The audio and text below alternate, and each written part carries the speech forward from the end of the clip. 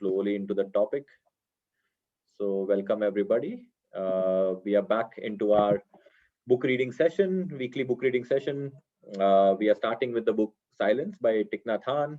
Uh, we always stay skeptical about what we read, and we try to practice what is there in the book right here and right now and see what it means personally for us.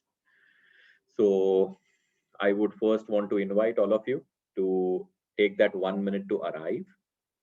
And for that, if you can find a comfortable position of sitting, keep your eyes closed or mildly open with whatever suits you, and start with the biggest exhale possible.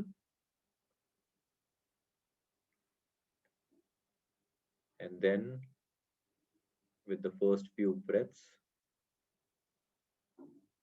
be aware that you are breathing in and you are breathing out.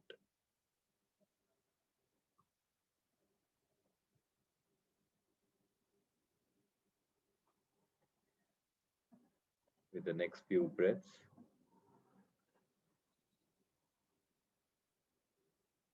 tell yourself that I am here.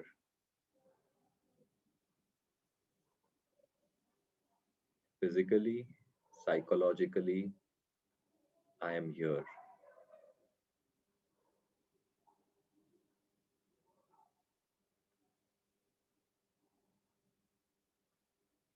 And in here and now, I am free.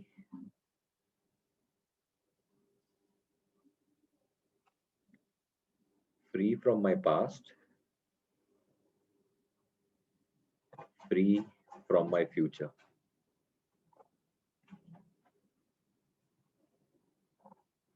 And with this freedom, I hear myself.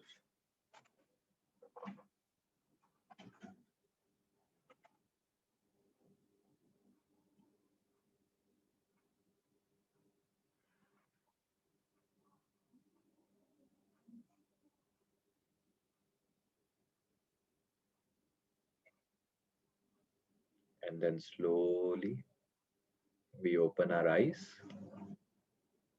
and come back fully to the session.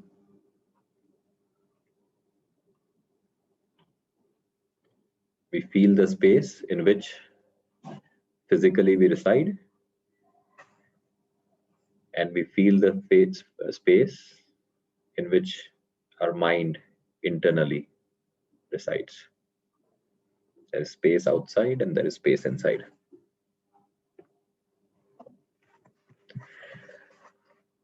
So, with that, we continue the book reading, and I invite you to mindfully listen to what the book is trying to talk and try to suspend the judgment if it comes while we are reading it temporarily. Just try to suspend the judgment if possible.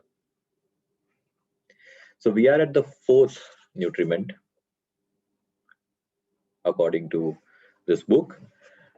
The fourth nutriment is collective consciousness. So the four nutriment we had was the edible food, right? If you remember, then we had the sensory, right? Or the volition, and then the consciousness. The consciousness had two parts, the individual consciousness and now the collective consciousness, right? So collective consciousness. In addition to our individual consciousness, we also take in the collective consciousness. Just as the internet is made up of many individual sites, collective consciousness is made up of individual consciousness. And each individual consciousness contains all the elements of collective consciousness. This line, I'll read it again. It's for me, it's personal, very powerful. I get very intrigued by this sentence, right? Each individual consciousness contains all the elements of the collective consciousness. The collective consciousness can be destructive, such as violence of an angry mob, or more subtle, the hostility of a group of people who are judgmental or gossipy. On the other hand, like individual consciousness, collective consciousness can be healing. For example, when you are with loving friends or family, or with strangers in a situation of mutual appreciation, such as listening to music, seeing art, or being in nature. When we surround ourselves with people who are committed to understanding and loving, we are nourished by their presence, and our own seeds of understanding and love are watered. When we surround ourselves with people who gossip, complain, and are constantly critical, we absorb these toxins. I had a musician friend who migrated to California as a young man, and then he grew old and moved back to Vietnam. People asked the old man why he had returned. In California, you could eat whatever you wanted, do anything you liked, and the hospitals were excellent, they pointed out. You could buy whatever instruments you wanted. You had everything. Why did you come back to Vietnam? He answered that in California, he was surrounded by expatriates who were full of hatred and anger. And every time they visited him, they poisoned him with their resentment. He didn't want to absorb all that rage and bitterness in the precious few years he had left in this life. So he sought a place where he could live surrounded by happier, more caring community. If we live in a neighborhood that is full of violence, fear, anger, and despair, we consume the collective energy of anger and fear, even if we don't want to. Even if we don't want to. If we live in a neighborhood that is very loud with horns, blaring, and alarms sounding, we consume that energy and anxiety. Unless circumstances beyond our control oblige us to live in such neighborhood, we can instead choose surroundings that are quiet and supportive. And even within noisy surrounding, we can create a oasis of silence. We can be positive agents of change. If you are beginning to think about how to bring more silence and space into your life so that you can cultivate joy, remember that none of us can do this alone. It's much easier to achieve and appreciate quiet when you have a supportive environment. If you can't bring yourself into quieter, more peaceful physical environment, surround yourself as much as you can with people who help foster a collective energy of calm and compassion. Consciously choosing what and who you surround yourself with is among the keys to finding more space for joy. Consciously choosing what and who you surround yourself with is among the keys to find more space and joy. So this was the last nutriment that the book was speaking about, the collective consciousness. Any thoughts that come across when you hear this? So yeah, I totally agree with what author said because I mean I feel it. I live with different people all the time, and then everywhere I go, there is this constant energy that place carries, and that energy is because of the people that are there, be it a positive or a negative or any kind of energy. So totally agree with that what author said.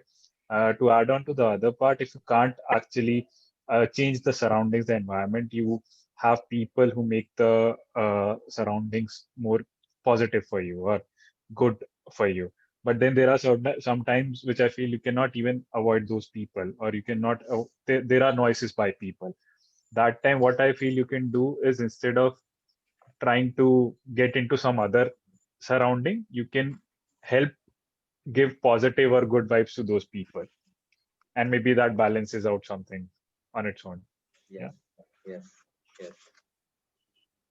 Because I mean, that giving back, what you're talking about, is not really giving back, it's taking in. Because as the book said, right, each individual consciousness contains all the elements of collective consciousness.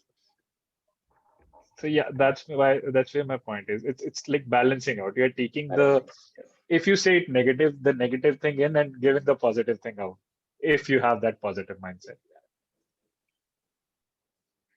And even if we are, if so for some reason, if we are not able to get out of it, right, and then you can still create that oasis of silence, is what he's talking about, right? And Mm-hmm. there, when that oasis of silence is not yet found out, I think the environment, so when we say environment, the people whom you commit, you can create a group like this, for example. You need that support system, because Yes. then it is much more, the gravity of it is much more stronger than trying to read this book on your own and trying it out, for example, right? So when you can create that helps, because that collective consciousness itself has its own gravity, right?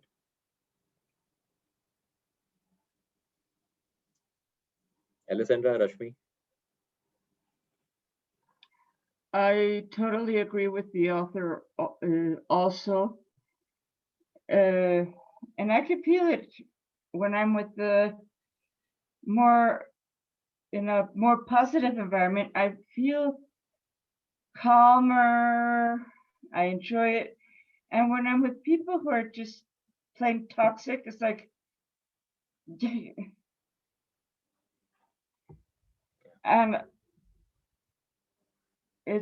yes, right now I live with a very toxic person. I'm stuck here for the time being.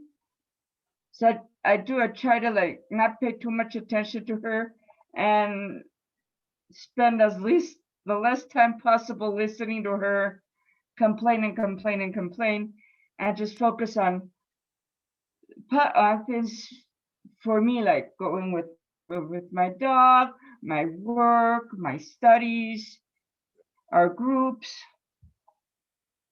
Right, to not let it get to me. right. Create your own oasis of silence for joy, right? So Exactly. that's the fun. Mm-hmm. That's the fun. Anything, Rashmi, you want to add? Yeah, I mean, I agree with everything, but then all that is a very ideal situation. So sometimes it's just that you cannot control what is going around you, and then you get affected by it. So how do you make sure that I mean, yeah, giving back, taking in all, it all sounds very nice. Of course, I would want to do it, but then sometimes situation is such that you can't do it. Then how do you uh, go about it? I mean, how do you calm yourself down? First thing is, I mean, I would start from there. Right. I think what, from the book, what author says is, first, I mean, of course, there are situations where we don't want to fool ourselves. It is what it is, right? If you're angry because of there's an anger thing around you and it's very discomforting, there is conflict, you have an anger. I think two things what author tells over here, and that is what we should practice, and maybe Rashmi find it for our own selves. Point number one, from the nutriment perspective, the three things, right? What are we having? Okay, maybe it's not in our control. How much are we having? Maybe we have a little control on it, right? So when there are things going wrong, we also try and take and create that oasis, have good people talk, have a good conversation, listen to a good song.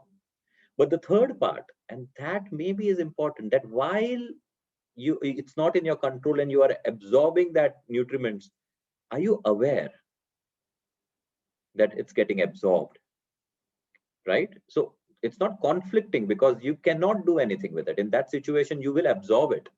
But can you be aware that in this moment, I'm absorbing it? So I think this three things which author speaks. And second thing, I think what author speaks about, right, the breath. Use the breath to come back to yourself. Can you take that 3 calming breaths? Does it change something for you? That is what we have to look at, right? So when I say I am here, I am free. I'm not fully free. I don't want to talk about, okay, from here on, I'm free. No, now in here, I'm free.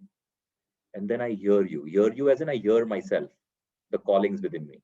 Can I take that 3 things? I'm here, I'm free, and I hear you as if you like, as a bell to try and create more awareness. And maybe there the answers are something where it gives you enough space to choose rather than uh, be victim of, or act rather than react. But we have to test it for ourselves. Otherwise, as you said, it's all good in book and theory. Make sense, Rashmi? Yeah. Okay. Anything else anybody wants to add? Otherwise, we get into our nourishment 5 minutes practice. Okay, let's get into our nourishment practice. I'm not putting timers. Let's go with the flow. Let's see how much time it takes. So let's test what we just said, Rashmi, right? Right away. So I again invite you Sure, yeah. to sit very comfortably. Calm down your breath.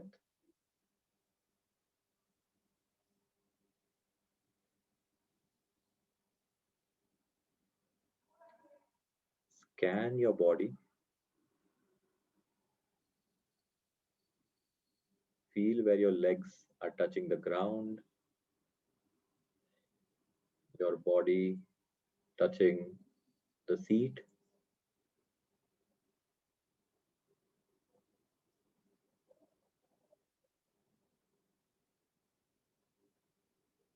And slowly bring your attention to the breath.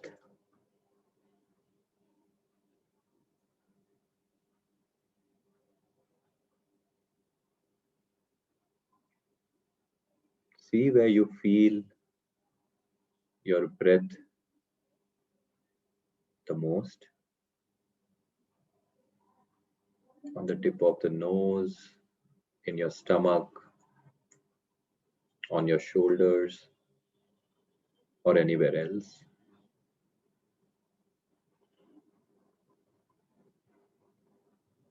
And keep your awareness there.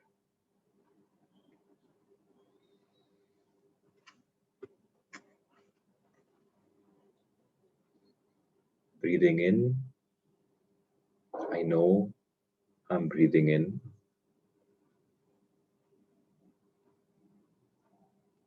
Breathing out, I know I'm breathing out.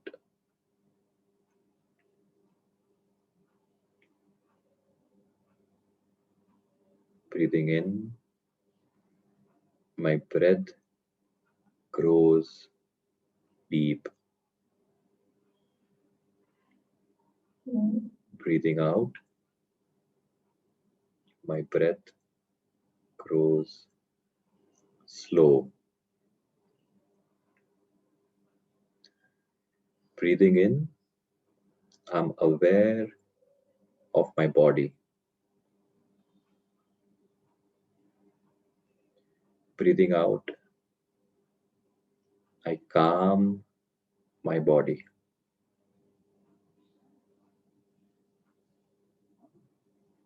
Breathing in, I smile.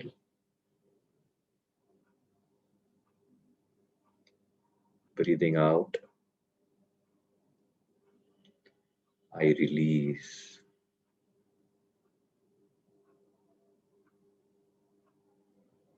Breathing in, I dwell in the present moment. Breathing out, I enjoy the present moment.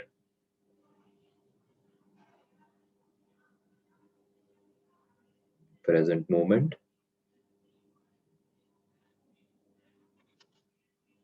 enjoy.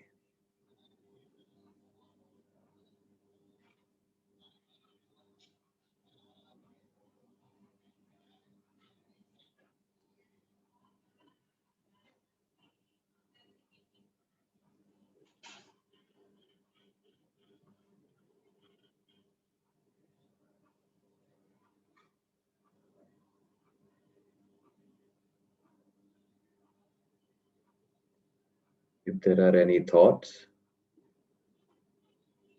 I don't conflict with my thoughts. Gently my attention to my breath.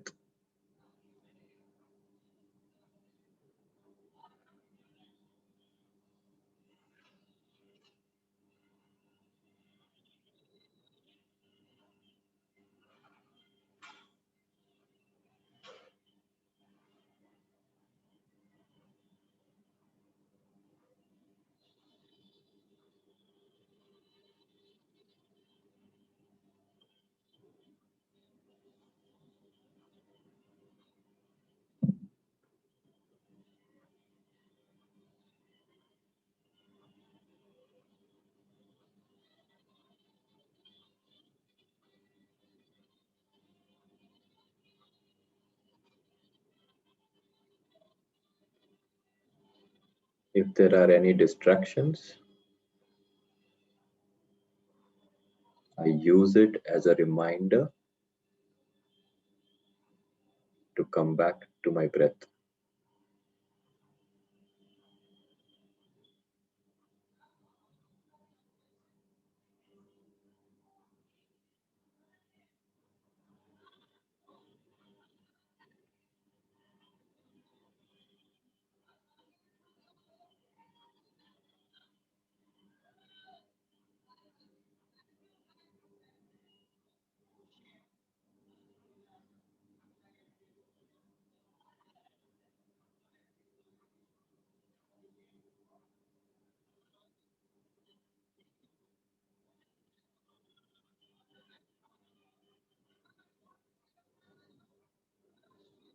Then, when you are ready, take a deep breath and slowly return back to the session.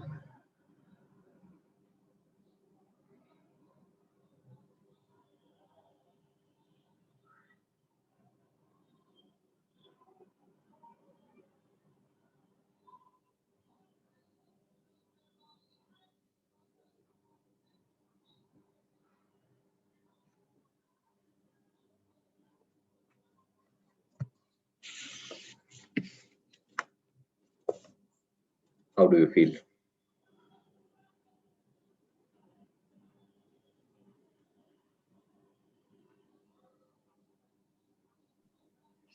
It felt shorter than 5 minutes. But yeah, like always, a very nice, calming feeling.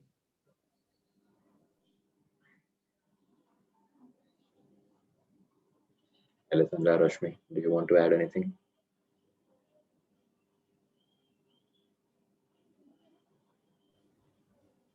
I felt sleepy. Which is good, right? Yeah, Which is good. You feel sleepy when your mind tells that you are relaxed.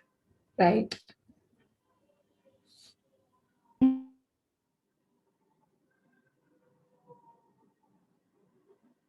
Alessandra, do you want to add anything?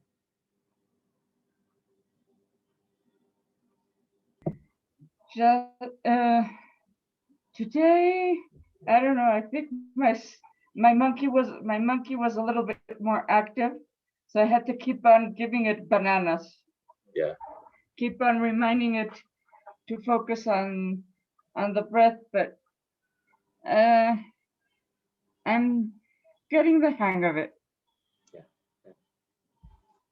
I think it's very ironical, and it's a very radical shift in the approach that you never conflict with the monkey mind. You never tell it stop, because that itself will trigger it more, right? Mm-hmm.